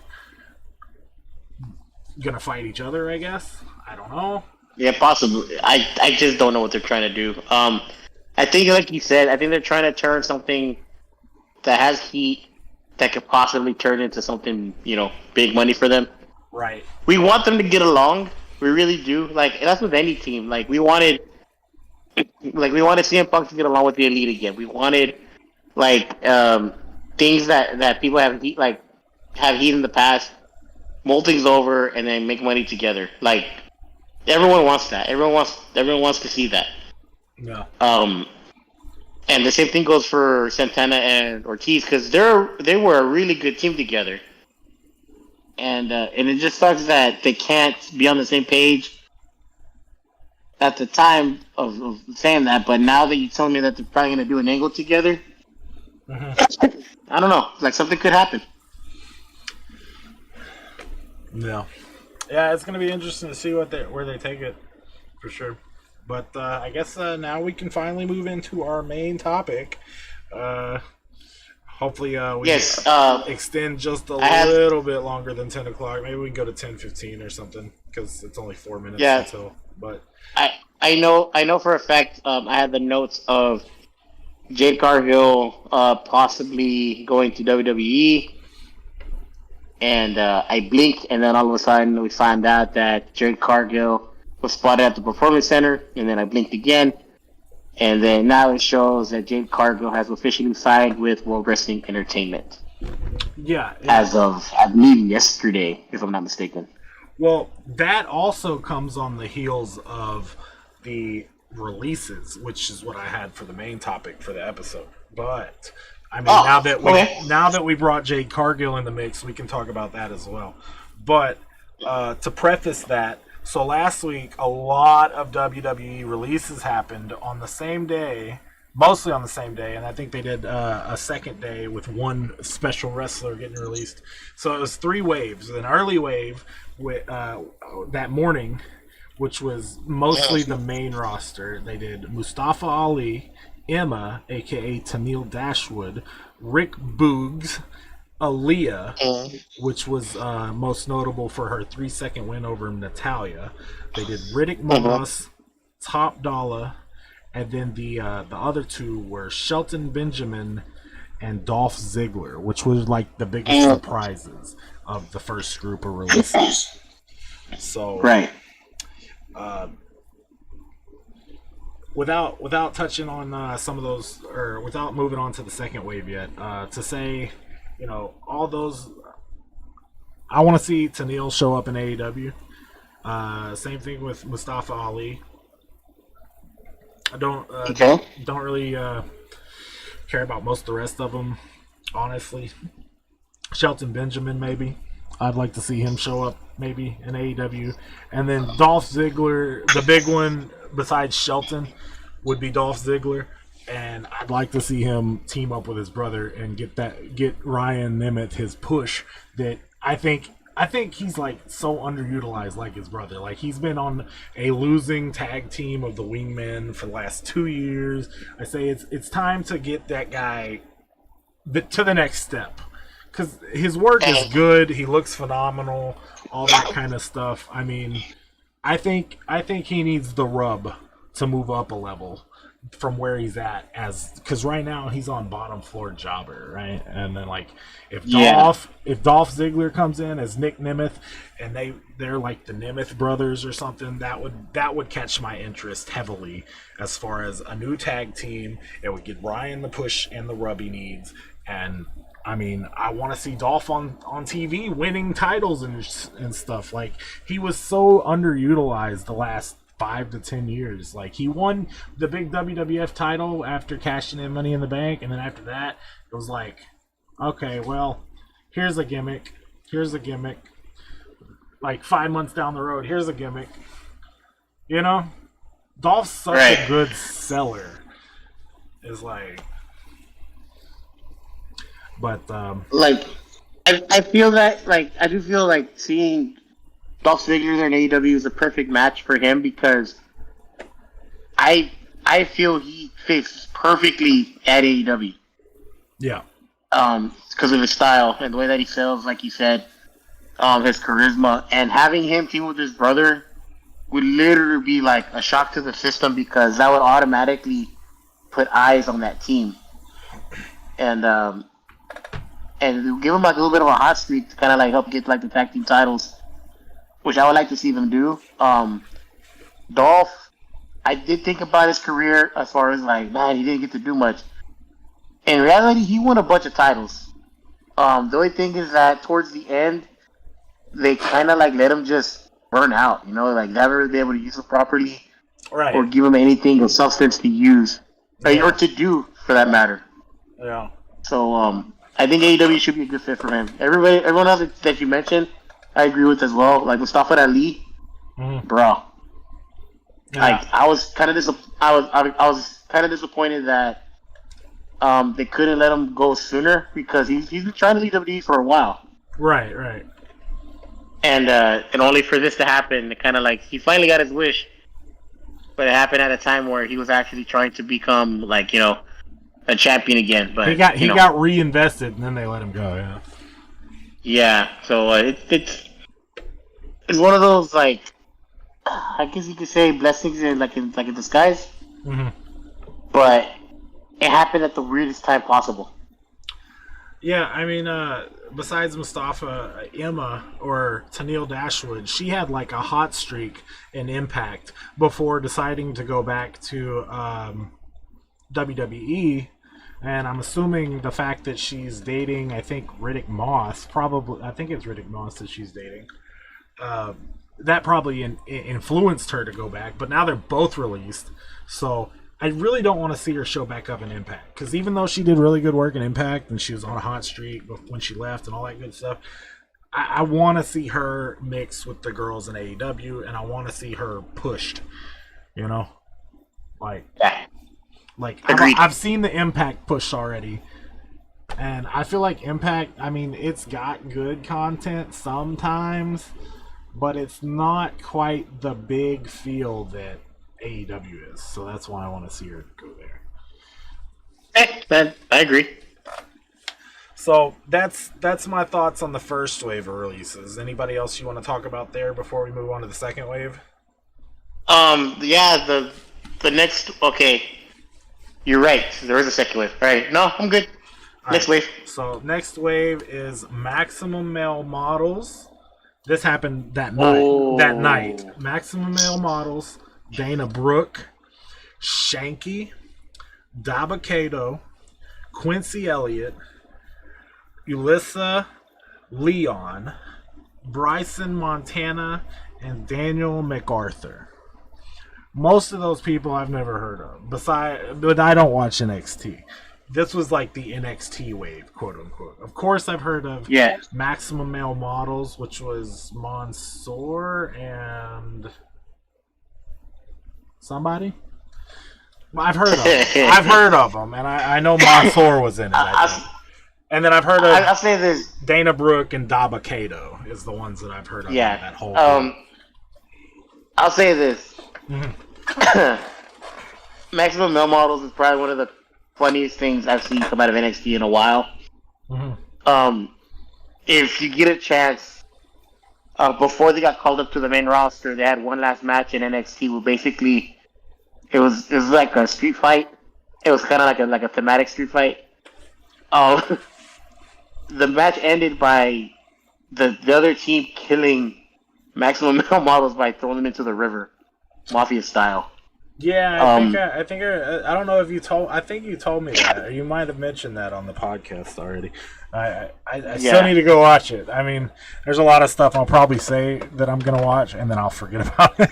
I'm sorry. Yeah, you've already know watch it. But no, you're good. Some of the stuff remember. I do remember to watch it, like the Samoa Joe AJ Styles match and Christopher Daniels you put me onto that I went and watched. Yeah, it was pretty legit. So. Oh, so you did watch that one? Yeah, I watched it. I don't remember what happened at this point, but I did watch it. I remember AJ won. Yeah. So yeah, like I said, and I remember the end. Chris Daniels looked like, oh my gosh! It looked like he won the title. As surprised as he won that he lost it. It looked like he was surprised like he won it, but he actually surprised that he lost it. But it looked like he was like happy and surprised and mixed, probably sad at the same time. I don't know how to explain it. It was crazy. But second wave. I mean, all I've got to say. Daba Kato, the first time I remember seeing him was Raw Underground, or at least that's the first time I remember seeing him. I think he might have been before that or after that as like this ring general type guy that was it called Aziz or something? Yeah, he was kind of used to kind of like to be the polar opposite of Moss whenever they're both trying to push them. And they used Aziz as a launch pad for Omos. Yeah. So as soon as that happened, you didn't see him anymore. Unless it was sporadically, you know? I mean, that dude looks jacked. And it looks like... he looks phenomenal for, like, his size. And, like, he looks like a good dude, like, as far as, like, ring work and stuff, so... But they just didn't have... They didn't put him in the right storylines, I guess. I don't know. And they just didn't utilize him enough. Like, I could have seen Daba Kato, like, they could have made him into a Braun Strowman type, like a monster type, you know? And just, like, wrecked everyone. Like, they could have done the same thing with Omos. They're kind of trying to, but he's like a gentle giant type, you know? I get gentle giant vibes from Omos instead of, like, towering... Braun like menace. It's hard to not compare him to Braun Strowman because he did play a monster character pretty well, even though he's disappeared. And where is he at? I don't know. Well, he's injured at the moment. So. That makes sense. Yeah, okay. But I mean, he did a pretty good job of playing a monster, menacing heel character, and they're trying to do that with Omos, but it's like Omos kind of. You can tell that he's not like that kind of person because he like laughs during it a little bit. Yeah, he likes. Yeah, I can tell. He's like kind of like smiling or like he doesn't mean it and stuff, which is fine. You know, I don't condone being an evil person by any means, but as far as like character play or whatever, yeah, it's not like the monster's not fitting him too well. But I mean, I feel like Daba Kato would have been a great monster. But they didn't use him enough to have him be a great monster. Yeah, they didn't use him enough to kind of like for him to be expanded on that. So it's kind of like it could have been good that they used him, but they had a plan with him from the beginning. They wanted him to push, like Omos, and that's basically what they did. Which is sad because the guy is really good. Yeah. I think he's the better of the two. Yeah, and then the other name that I wanted to talk about out of the group, Dana Brooke, I guess. She's hot. Batista said he wanted to smash. That's all that I heard from that. And then she said, "What's up?" And then she said what's up, and then she disappeared, and then I don't know. They could have utilized her better too, but they didn't. And then that's pretty much it for that group that I can think of. I mean, the rest of the guys, NXT guys, seemed somewhat like the ones out of the people that I've never heard of that seemed most interesting was that Quincy Elliott guy. I think he had like some sort of a homo gimmick or something. No offense. For who? Quincy Elliott. He gave me like Sunny Kiss vibes. I mean, I'm not like trying to be negative about it. I'm just saying that's the kind of vibes that I got. A bit. Yeah, I'm not familiar with him. I'm not familiar with him, but like from what I read and stuff, he was kind of a feminine type gimmick, but he was a big dude.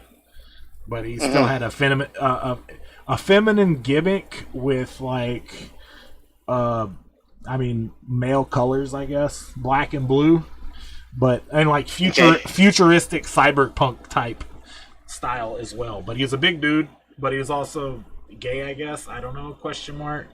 But but yeah, so I mean, I guess they underutilized him and then they let him go. I don't know.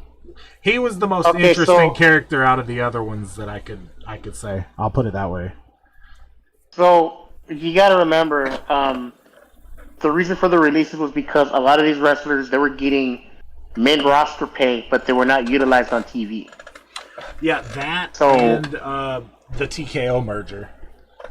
Yeah, so in a sense, like I do understand why they were let go, but it kind of shows that they had potential. They just didn't do anything with them. There was a third wrestler that was released, or a third wave of wrestlers, quote unquote. But it wasn't really a third wave. It was just one final wrestler that they released after these two main which was waves. very surprising. Yeah, and that would be Matt Riddle got his release, which he got his release the following day, and that was because from what I read, Triple H was like. He said he gave him too many chances and he keeps on dropping the ball or something like that, something to that effect. He had an incident at the airport a few weeks ago. That basically he went on Twitter to say that he was sexually assaulted by the TSA in California, and but apparently Riddle was kind of very belligerent on that day anyway. Don't touch my balls, bro. Pretty much. Pretty much. So he handled it kind of professionally. Of course, if something like that does happen, you have to speak up. But yeah, I think you have to go straight to the authorities first before you go public with that kind of stuff. You know what I mean? Yeah, sure. Well, technically, TSA is the authorities, though. I mean, at the airport. They're pretty much the authority, for the most part. As they're hello? Sorry, you cut off on me. I'm sorry. I was saying TSA is pretty much the authorities at the airport. I mean, you mess up or violate some sort of TSA stuff, they give you right to the cops, which are right there in the same group of people. Right. But regardless, so I mean, there's two things we could kind of touch on Matt Riddle's release. One has to do with Triple H and a situation that I read recently that I don't know if it's true or not, and the other one is where Matt Riddle has been offered already since his release. His old tag team partner from the Indies or from UFC or something like that. I don't think they tag team in UFC, so it had to be from the Indies. A guy by the name of Kurt Stallion reached out to Matt Riddle about teaming up in Pro Wrestling Noah, and Japan. Okay. Yeah, from what I understand, he is slated to accept that. So, excuse me. So, if he does accept that, that'd be interesting to see him there in Japan and under Pro Wrestling Noah's banner. The other thing Yeah. with Triple H is what I heard was that him and Stephanie are filing for divorce or something, or they're separated right now. They're not filing for divorce. They might file for divorce. I don't know if that's true or not, but if that is true, people are saying that's why all the the releases happened or something like that. I think that part's speculation, but I mean, if it is true, I could see where that could possibly affect his decision making moving forward in some storylines and whatnot. I don't know. I saw that too, but I don't really think. You don't think it's not to say that I don't think they're having issues. Like my thing is that I don't know. From the sources that I've been seeing, they're not credible sources. Right.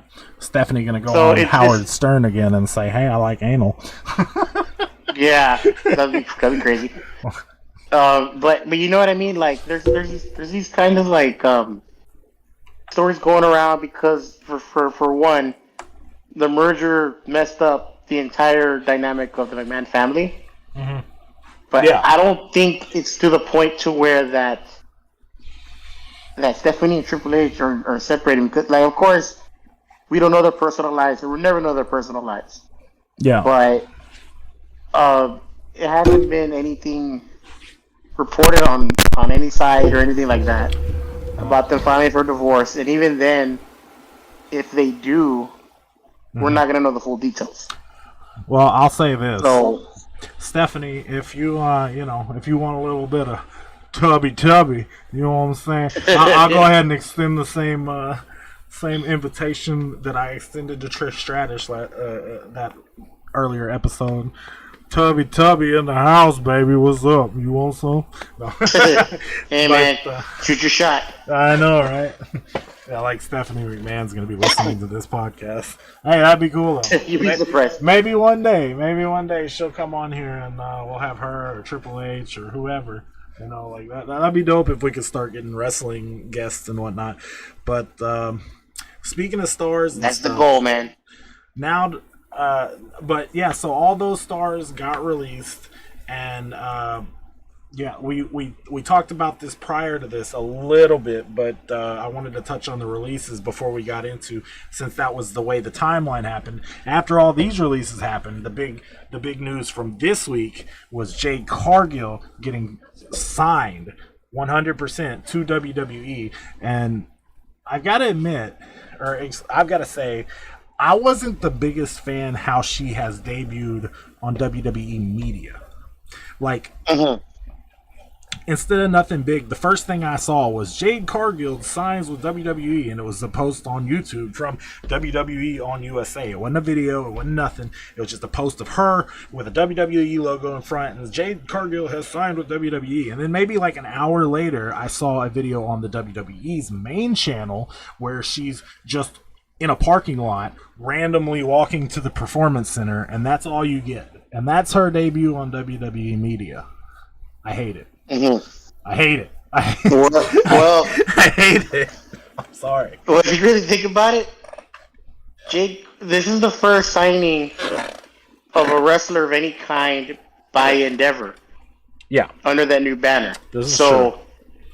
So they made it a huge deal about them acquiring her. So it's like they're doing everything in their power to make this a big deal. Granted, she is a big deal. Like she's done her work in AEW. She's done a lot of progression through that time. And to say that the praise that she's getting, I'm not gonna lie, she does deserve it. Yeah, of course. Now, I don't like how they did it. Yeah, exactly. I hate it. I hate it, bro. Yeah. So just walking across the parking lot. Why couldn't she show up in a limo? Why couldn't she something else? But regardless, I don't know. Cool stuff to see her in WWE finally, I guess. Officially. Now Now it's a matter of time before she actually makes an in-ring debut. How are they going to do that? Will they do it at a pay-per-view? Will she just randomly show up on Raw? She actually had an ESPN interview that asked where she was going, and she kind of hinted that you're just going to have to tune in to find out if she ends up on NXT or the main roster. But a lot of people, before she was like 100% signed, was saying that she'd end up on the main roster. I don't know. So, from what I understand, he's going to be skipping NXT. Right. So she's going straight for like the big honchos, like Charlotte Flair, Becky Lynch, Bailey, Io Shirai, and Asuka. She's basically gunning for them. Mm-hmm. She's not going to go through the NXT route. Right. And I believe she's going to make her presence known first in a pay-per-view. Might be Survivor Series. Yeah, probably going to be like a title match, and she like interrupts and like in order to spoil it for one person or the other and have that person win, and then type thing. Do you think that's it? Yeah, I feel that. Like you can also say that there's a possibility that she might even show up at the Royal Rumble. Like, that gives her enough time to learn the WWE style, because it is different. And I think that's a good way to introduce somebody. Oh, but yeah, Royal Rumble's next year at like around May, right? Oh yeah, no, January. January? Is it? Royal Rumble's always on January. Okay. I was gonna say, because even that reminds me of another piece of wrestling news I saw about somebody that's going to be returning, not at the Royal Rumble, but in the February pay-per-view that there going to Australia for. I forget which pay-per-view it is, but I think it's Elimination Chamber. Is it? Yeah. Well, I've seen stories where I don't have a gong sound effect, but bong, the Undertaker is supposedly supposed to come back at that pay-per-view. I don't know if he's going to make do a match or not, but he's supposed to make an appearance for that pay-per-view.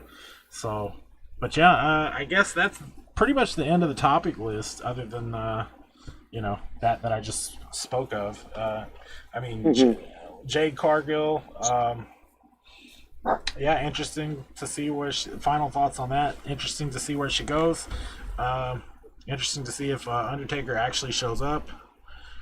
That's pretty much all my topics I got for the episode. Any final thoughts wrapping the podcast up? If anything, the idea of Jade Cargill being in WWE, I do like that. Like you said, I kind of feel like this is just the beginning of how they're going to bring her in. For all we know, they have something big planned for her. We just don't know what it is yet.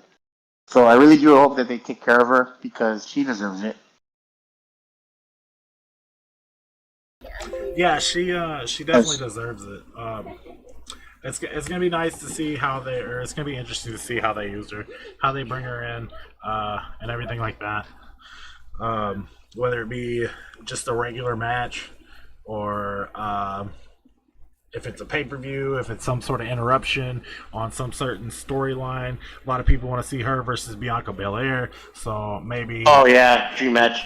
So maybe the next time Bianca gets a title shot, she wins and Jade like interrupts or something, and then they can fight for a title. I wouldn't want to see her directly going for a title like that necessarily, but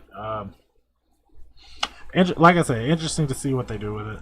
But yeah, other than that, I mean, I guess that's pretty much all I got. What about you? Anything you want to add?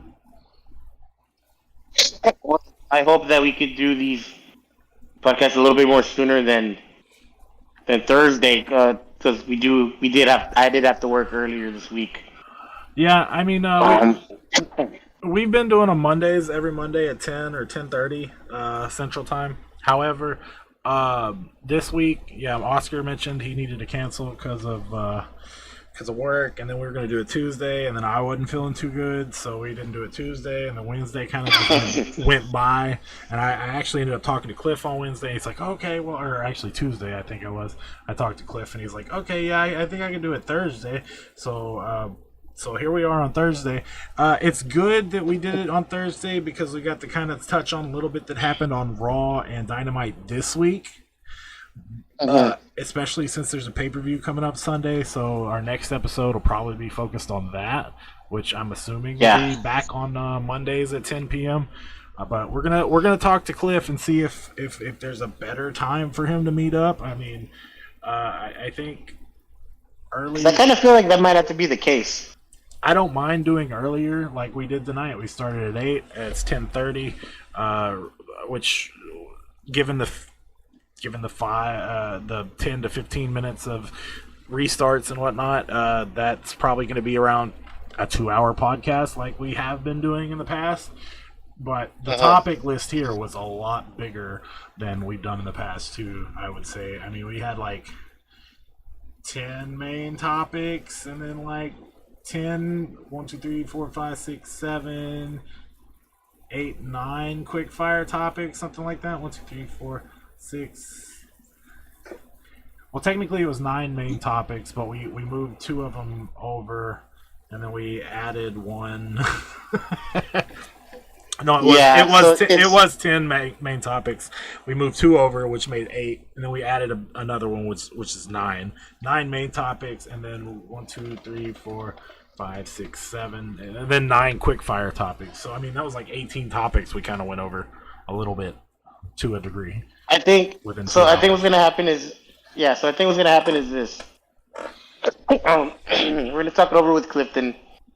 We gotta see what time he's available because I kind of want him to be on the next one. Yeah, definitely. And I feel like Mondays is not a good time for him, so we're gonna have to mull things over, think about it, and hopefully we will have an answer in Clifton to the next podcast. I'd say, yeah, maybe we could do Tuesdays. I don't know, so or something. We'll figure it out. We'll figure it out. So just keep an eye out. If we don't get back on Monday, then just keep an eye out, and we'll try to update it to where we have a weekly date again, set time, yada yada yada, and I'll post it and all that, and yeah. But until next time, yeah, thanks for watching. We're gonna try to break Clifton out of this podcast jail that he's been in for the last 5 episodes. We gotta get him out of the Vince McMahon limo without the car blowing up. Yeah, but we don't have to kill Chris Benoit to do it. No. That's terrible. That already happened. Speaking of that, I actually saw. I know we were trying to end, but I actually saw Roosh use Chris Benoit's entrance in 2013. That was like an article that came up recently that I saw. Yeah, I don't know where that article went, but I saw like Roosh used it in some sort of match in 2013. So I'm gonna have to go look that up too. But I think that's a good topic to kind of look at for next time. Yeah, we might end up looking for that, and bringing that up again. But yeah, next time I think our focus will be Wrestle Dream. Wrestle Dream. So tune in to episode 7 for Wrestle Dream, and then whatever happens on SmackDown, Rampage, and Collision. So, and whatever we can throw in there. Yeah. All right. It might even happen on Wrestle Dream. Cool. You never know. Yeah. But thanks for watching, everybody. Hope you guys enjoyed the podcast, and we'll see you guys next week sometime. Keep on wrestling, wrestlers. Yeah, there you go.